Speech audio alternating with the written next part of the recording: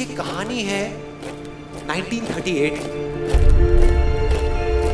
कैरली नाम के एक आदमी की, हंगेरियन आर्मी में, और वो उस कंट्री का बेस्ट पिस्टल शूटर था।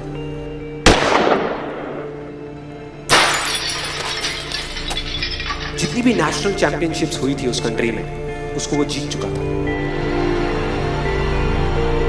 और सबको ऑलमोस्ट कंफर्म था कि 1940s में जो ओलंपिक्स होने वाले हैं उसमें गोल्ड मेडल केरली को ही मिलेगा। और उसने सालों से ट्रेनिंग करी थी। उसका एक ही सपना था, एक ही फोकस था कि मुझे अपने इस हाथ को दुनिया का बेस्ट शूटिंग हैंड बनाना है, बेस्ट बनाना है, बेस्ट बनाना है। और वो कामयाब हो गया, उसने बना लिया बेस्ट शूटिंग हैंड। सिर्फ 2 साल का फर्क था। 1938 में एक आर्मी का ट्रेनिंग कैंप चल रहा था। क्योंकि वो आर्मी में था तो एक एक्सीडेंट हो गया।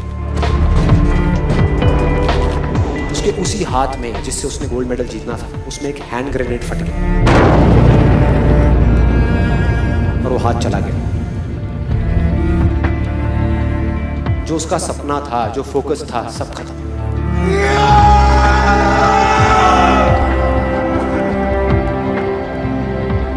उसके पास 2 रास्ते थे। एक तो ये कि वो बाकी की पूरी जिंदगी रोता रहे और कहीं जा करके छुप जाए, या अपना जो गोल था जिस पे उसने फोकस किया हुआ था उसको पकड़ करके रखे। तो उसने फोकस किया उस पे नहीं जो चला गया था, जो उसके पास नहीं था। उसने फोकस किया उस पे, और सही 1 महीने बाद अपनी ट्रेनिंग शुरू कर दी इस हाथ की।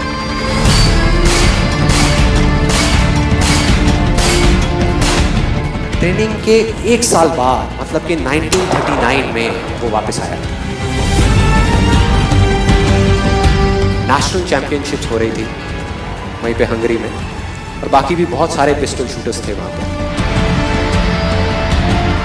उन्होंने जा करके उसको कांग्रेचुलेट किया, कहा कि यार देखो, ये होता है जज्बा, ये होती है स्पोर्ट्समैन स्पिरिट, कि इतना सब कुछ होने के बाद भी तुम यहां पर आए हो हमको देखने के लिए और हमारा हौसला बढ़ाने के लिए। किसी को नहीं पता था कि वो 1 साल से अपनी ट्रेनिंग कर रहा था लेफ्ट हैंड की। और उसने जवाब दिया, मैं यहां पर तुम्हारा हौसला बढ़ाने नहीं आया, तुम्हारे साथ कॉम्पीट करने आया हूं, तुमसे लड़ने आया हूं, तैयार हो जाओ। और कंपटीशन हुआ। बाकी सब वहां पर जितने भी लोग थे वो कॉम्पीट कर रहे थे अपने बेस्ट हैंड से। ये कॉम्पीट कर रहा था अपने ओनली हैंड से, ओनली हैंड से। कौन जीता? The man with the only hand, Karoly जीत गया। लेकिन वो यहां नहीं रुका। उसका गोल क्लियर था कि मुझे इस हाथ को इस कंट्री का नहीं, इस पूरी दुनिया का बेस्ट शूटिंग हैंड बनाना है। उसने अपना सारा फोकस उठा करके डाला 1940 पे, जब ओलंपिक्स होने वाले थे। लेकिन 1940s के ओलंपिक्स कैंसिल हो गए वर्ल्ड वॉर की वजह से।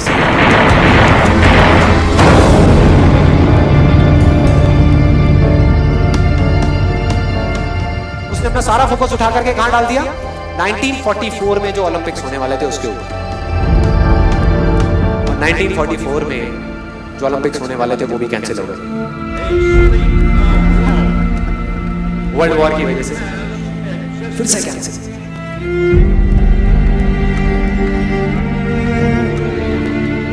उसने अपना सारा फोकस उठा करके डाल दिया 1948 के ओलंपिक्स में। 1938 में उसकी एज थी 28 साल, 1948 में उसकी एज हो चुकी थी 38 इयर्स। और जो यंगर जो प्लेयर्स आते हैं निकल करके, उनसे कॉम्पीट करना मुश्किल होता चला जाता है। लेकिन मुश्किल नाम का ये वर्ड था ही नहीं उसकी डिक्शनरी में। वो गया, पूरे वर्ल्ड के बेस्ट शूटर्स आए हुए थे जो अपने बेस्ट हैंड से कॉम्पीट कर रहे थे, और ये अपने ओनली हैंड से कॉम्पीट कर रहा था। और कौन जीता?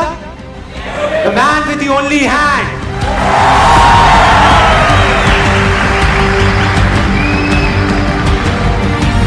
लेकिन वो तब भी नहीं रुका। 1952 ओलंपिक्स,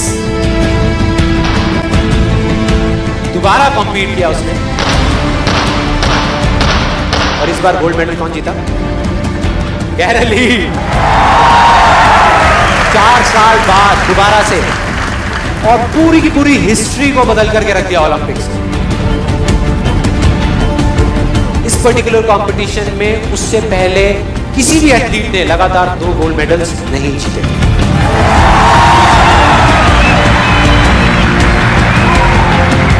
अब किसी भी लूजर के पास चले जाओ, उसके पास लिस्ट होगी बहानों की कि मैं इस वजह से फेल हुआ अपनी लाइफ में, इस वजह से मैं कुछ नहीं कर पाया। बहुत लंबी लिस्ट है। दूसरी तरफ विनर के पास चले जाओ, उसके पास में 1000 वजह होगी वो ना करने की जो वो करना चाहता है, सिर्फ एक वजह होगी वो करने की जो वो करना चाहता है, और वो कर जाएगा।